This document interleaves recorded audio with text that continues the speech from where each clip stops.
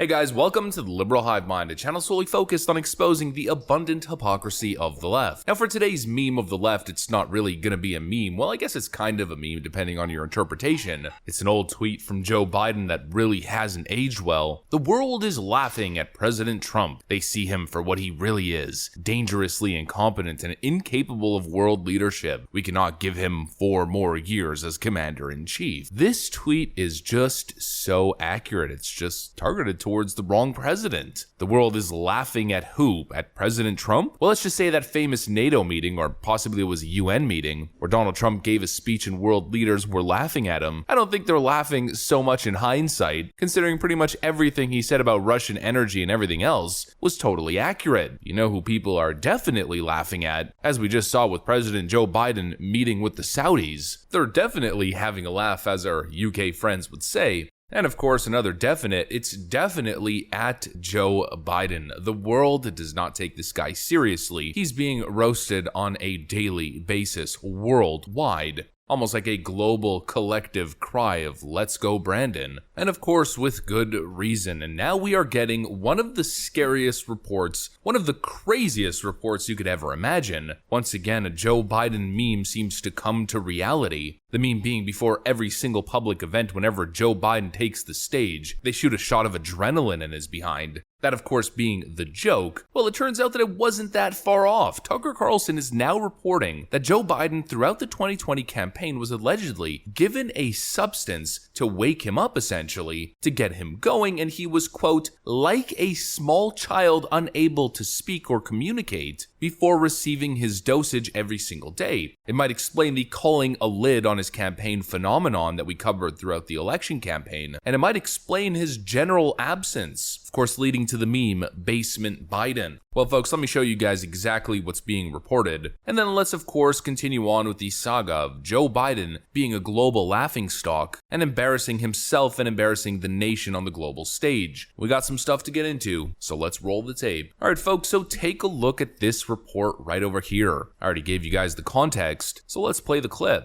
How did he manage to get through the campaign? Well, it turned out, we learned later, his staff, supervised by Dr. Jill, his wife, was giving him pills before every public appearance, checking the time and at a certain hour giving him a dose of something. Now, that's not a guess. We're not making that up. We've spoken directly to someone who was there and saw it happen multiple times.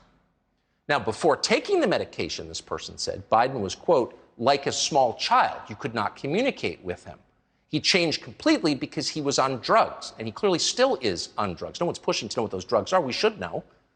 But the point is, Joe Biden's dementia was perfectly obvious to everyone around him more than 3 years ago. So we never thought this could happen. You can't make a senile man president of the United States. This is our country. This is a real country. It needs a real leader, even when you disagree with. Now, of course, it's just a report, so this is alleged so far. But Tucker Carlson has a pretty decent, reputable track record, and he's not even reporting it as fact. He's merely saying what he was told, or what his team was told, from somebody working within the campaign, an alleged eyewitness. Of course, it could be a bogus claim. You never know. There's a bunch of people who say all kinds of things surrounding presidents, as we've learned with Donald Trump, and so we're not going to take it off face value. We're not going to run with it as fact like the lefties do, but it's certainly concerning, and it is, for one thing, believable. The guy is off of his rocker. I sound like a broken record because I've made so many of these videos, but you know who's the true broken record? It's Joe. It's Biden, the president of the United States. He's the real broken record. He's the one who continues to be a national embarrassment, frankly, a global embarrassment. He's the one who continues to make all of these goofs and gaffes one after another. And speaking of one after another, not too long ago, we covered this infamous clip of Joe Biden shaking hands with thin air.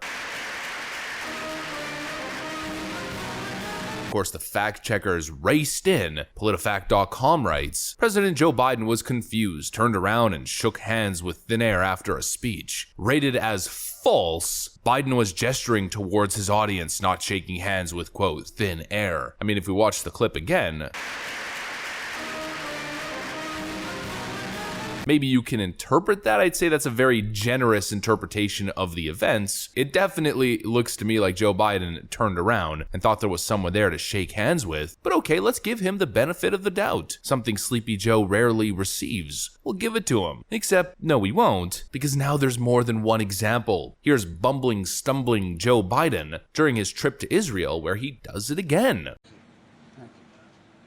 תודה לנשיא המדינה ולנשיא ארצות הברית. Thank you, President Herzog and President Biden. Shakes the man's hand, turns around, I guess to shake someone else's hand, and then tries to play it off as if he was just gesturing and pointing to the chair. Last time he was gesturing to students. This time, I guess, he was just gesturing to the chair is probably going to be the PolitiFact fact check. I mean, what an utter disgrace. Look at the Israeli official. He looks like a nurse at a nursing home patient, dealing with Joe and guiding him to a chair. Sit down, old man. This is getting embarrassing, is probably what he was thinking. But I think it's what everyone's thinking, and I think it's more serious for the American citizen because it's constant embarrassment, and it's constant worry. The question that every American is asking themselves is this guy okay? And more importantly, are we going to be okay with this guy in office? I mean, we don't call him stumbling, bumbling Joe Biden for no reason. He can barely speak, constantly slurring his words. Here's Joe Biden at an event just the other day. That way though, Mr. President? I just answered your question. Do I regret it? I don't regret anything that I said.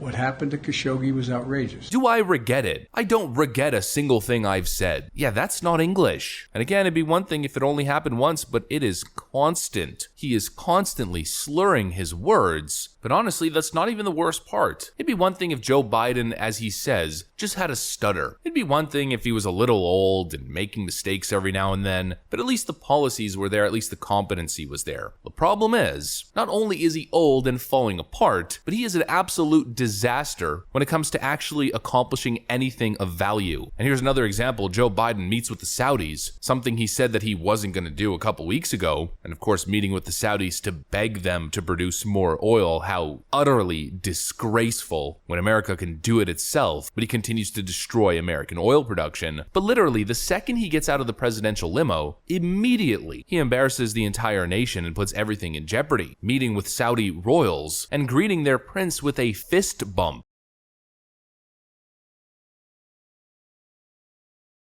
Now look, it may seem like something small, not a big deal, but it's not. It's basic diplomacy, and frankly, it's a sign of disrespect. You're meeting with a royal family because you aim to get something out of them, and the first thing you do is greet them with a fist bump. And of course, the meeting certainly didn't go well, with Saudi royals on the verge of laughing as reporters yell out questions about Joe Biden's pariah comment. President Biden, is Saudi Arabia still a pariah? President Biden.